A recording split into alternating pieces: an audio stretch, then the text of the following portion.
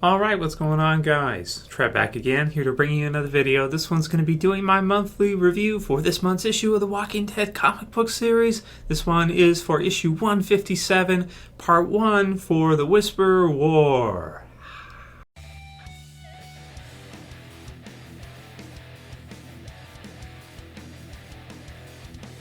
And spoiler warning, if you guys have not read this issue yet, just hit today. So, oh man, I was so excited for this issue. Some people asking me in comments, Trev, are you excited for issue 157? Of course, man. First part of the Whisper War. There were so many awesome parts of this issue. So, oh man, let's take it from the top. So first we have, small group. We have Dwight, we have Heath, we have Magna, we have Laura, and they're kind of just sort of keeping an eye. They're scouting. They're out and keeping an eye on everything, make sure everything's cool. And we're kind of bored for a bit there. You sense Dwight give Magna a look, and it seems like maybe Laura is jealous or something. So we'll see if maybe in the future something could come of that, because Kirkman has not used Magna or her group at all after the time skip, really very much since they first arrived. So looking for them to be used at least a bit in the Whisper War and onward. And then you have Negan, who I come in peace. That's funny. Hello, I come in peace. And Dwight's there like, shoot him. Shoot his ass. Just shoot him. So funny. So, as it turns out, we were correct with the predictions that, in fact, Negan does not stay with the Whisperers despite the cover of 158. He does, in fact, do what he says he's going to do, which is return the head to Rick. Really cool. So you've got the face-off scene between him and Dwight, which I really like. Probably my favorite part of the issue, when Negan insists on asking Dwight if he's taking good care of her, being Lucille.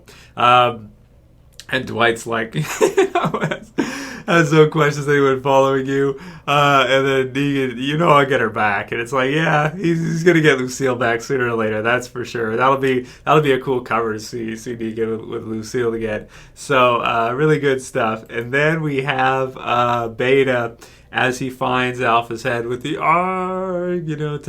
type of thing. And I felt that one, because that he did care for her a lot, and it makes perfect sense that Negan would not stay with the Whisperers because of Beta, because I think as tough as Negan is, he could not take an enraged Beta after seeing that Negan killed Alpha. Even if he got the jump on him, I don't think Negan would be able to beat Beta in a one-on-one fight, be it with knives or bat or what have you. Beta is huge and very fearsome. So Beta kind of takes over, even though he refuses to say so as the leader of the Whisperers. But he does command everybody that no, they're all going to die. We're going to get vengeance. Now's the time. It has begun, so to speak. Now they all die, and I love the look on his face. Now they all die. It's awesome. So very exciting stuff. So then we have after that Rick getting to see the head of Alpha as Negan brings it to him. Crazy. So of course he mistrusts him at first, but of course as we know, it is for sure the head. So of Alpha, it's not some kind of ruse or trick or something. And then Negan talks him into Rick, allows him to kind of have some freedom with an outpost or to help out in the war at least a little bit. And Dwight's going to be the one keeping an eye on him 100%.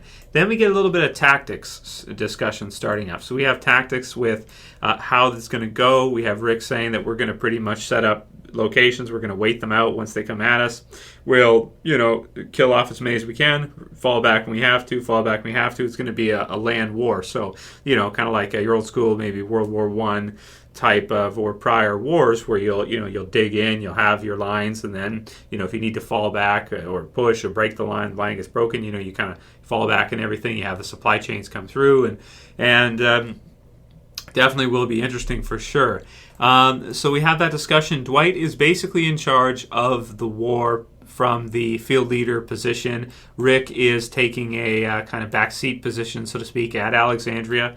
And we have, him feeling safe, and Andrea telling him that, he's saying he's too old, Andrea saying he's too important. And Both of which make sense when you have a group that big and you have something that is an actual war like this.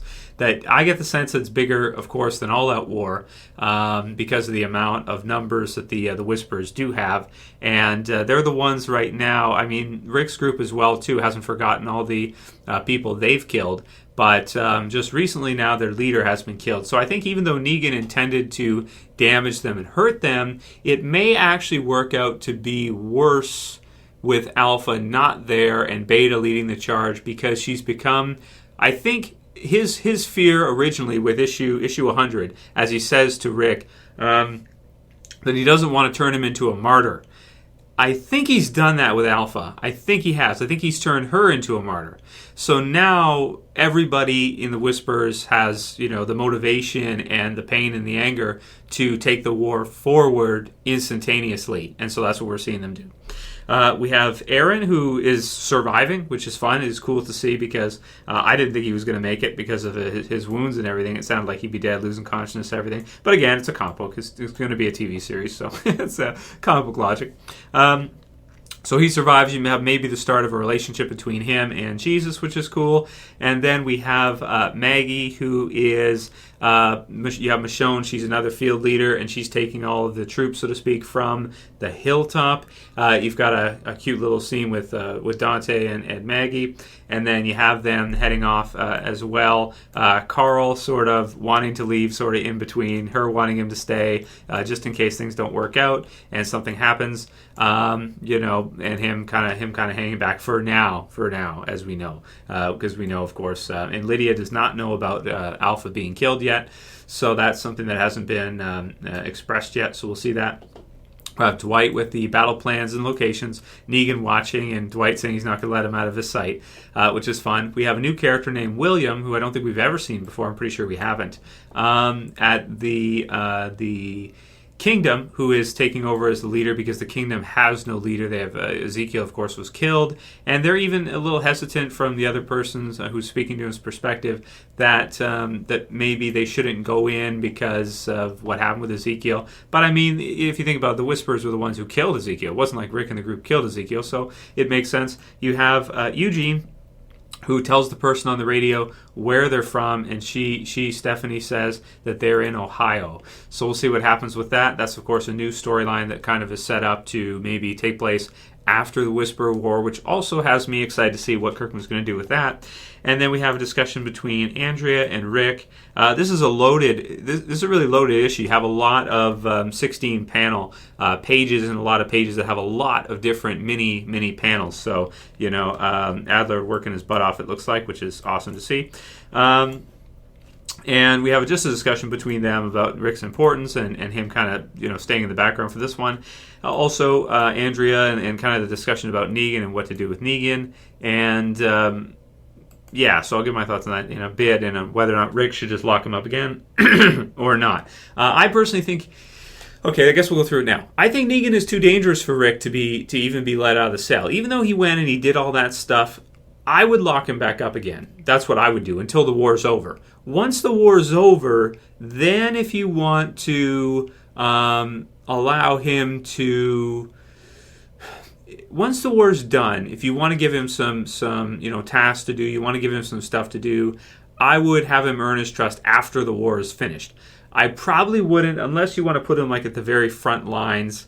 I don't know, man. But if you give him a gun and stuff, can you trust him? This kind of deal. Is he a liability? Is he something else to distract you, to take up clock cycles in the brain when you have to focus on your one enemy and you're not sure if someone to your left could backstab you or could do something to try to get Lucille back, or who knows what the hell Negan's going to do. You never know what he's going to do.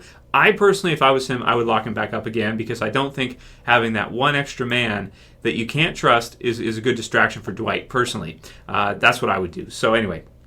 But he has kind of earned some. I guess he's earned some, but I think it's a backfire because of what. Well, we know more than Rick knows. Rick doesn't know what's happening on the other side. He doesn't know about Beta and everything. I mean, he kind of does, but we get to actually see it. So we see that maybe Negan has not benefited them at all, and maybe just made things worse and caused the war to come right away, so that the other, the Whisperers are going to take the offensive. Then we have Gabriel in the tower, which when I read these pages right here, I was like, hair standing on end type of deal, really just like, oh my gosh. oh, so intense, so intense. And then he sees it, you see the face. And then the next page, and you see the tsunami of zombies starting to come through.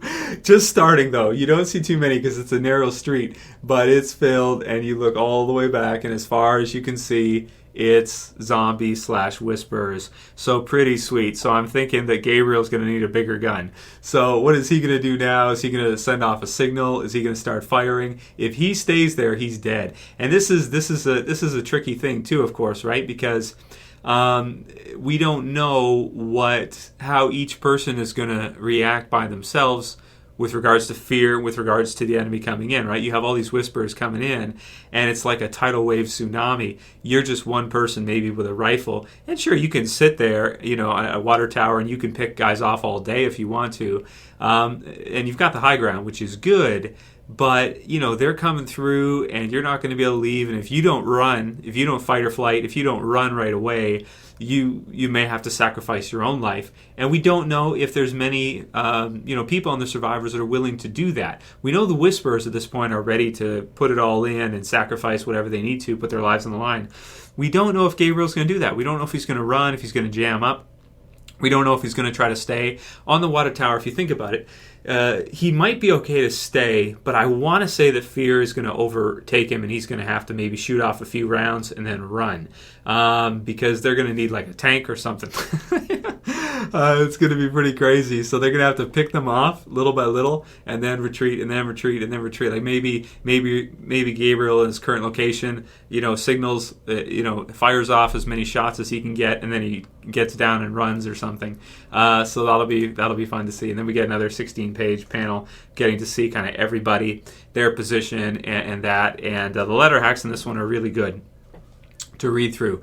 So we'll see, if everybody's safe. We'll see, like Rick says in that. And it should be great. It should be really good, Whisper War. In the letter hacks, it does say, there's some good info in it, that it does say that it's only going to be one story arc. So it's only going to be one trade for Whisper War, which to me is really surprising because I expected to see this go over one. Like, I did not anticipate that, because All Out War is 2 parts. I did not think that Kirkman was going to be able to smash the entire Whisperer War into just one volume, one trade, and then get it over with. I actually think it's kind of strange that he's deciding to do so, because I would think that if you wanted to space it out and keep the series going as long as possible, that maybe you want to use that story arc for a couple, maybe 3 volumes, or maybe 4, for a huge war like that. But if they're going to be doing 16-page panels like that and that kind of thing, then they're going to go through it, of course.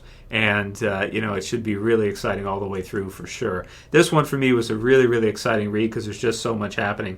We are safe, and we are doing everything in our power to remain safe. There is no cause for worry as the zombie tsunami comes flooding in, and Gabriel is shock-faced.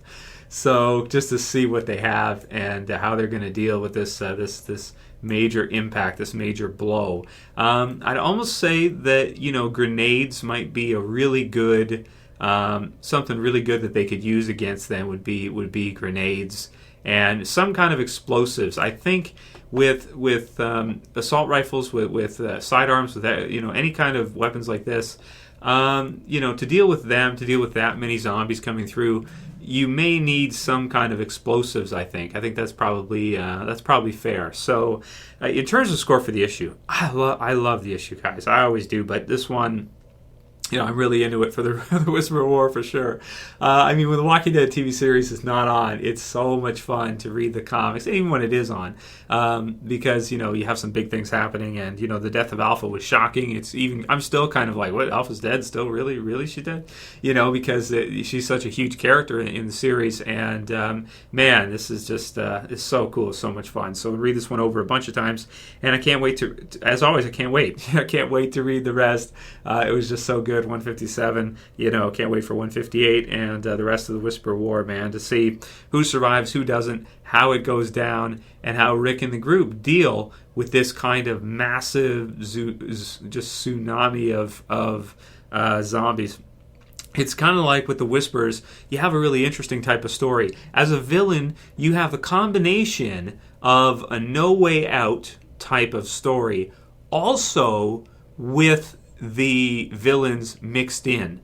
So you have a very interesting, and I think this is what Kirkman has probably done best throughout the Walking Dead series all the way through. He's kept it fresh, he's kept it original, and he hasn't really had anything that feels repetitive. There's nothing I've read in The Walking Dead. I went through the comic books this week and I read every single one all over again.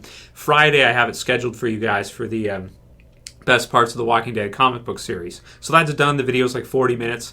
I did the same one for the TV series, so heads up guys, if you saw the one for the TV series and you liked it, best parts where we look back nostalgically at all the different episodes and seasons of the show. Did the same for the comic books. Go through all the trades, volumes, and give my thoughts on the best volumes, the best parts of the series. So heads up for Friday. It's a special one, guys. It's like 3 video in length, 40 minutes. So heads up for that. Check that out definitely if you want to hear my thoughts on the best parts of the series as we go through. But he's done a great job of not letting it feel the same. Like it's every time it always feels different. We hadn't had anything like Negan going and taking the head of the leader of another group, in kind of an assassin type of sort of feel. We haven't anything like that up until now, and we also haven't really seen anything like this before, even though No Way Out seems somewhat similar. It doesn't feel similar because this is an enemy mixed in, so camouflaged in. So very interesting, man. So damn, dude, so exciting. So write your comments below, guys. Let me know what you thought about this issue.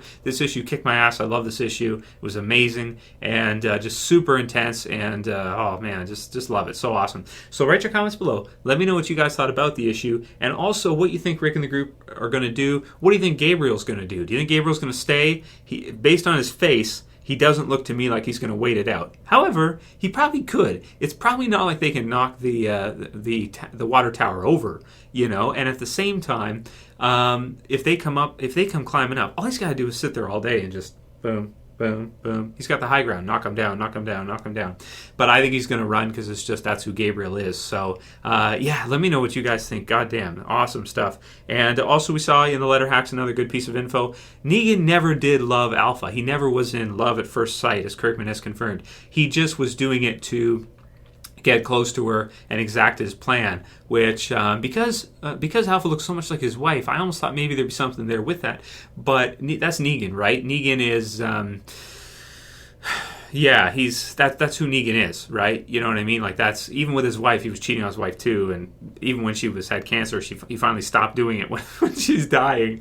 Like, that's who Negan is, especially at this point. Yeah, Negan's probably not going to feel much guilt or much superego forced masochistic thrashing from himself within to do something like that. So it's who Negan is, right? So there it is.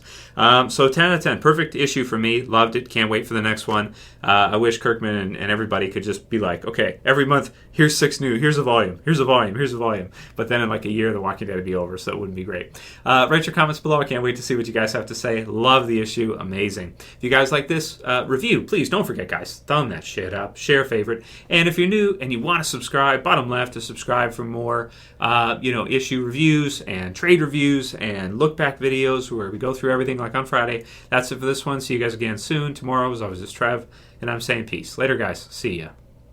You better subscribe.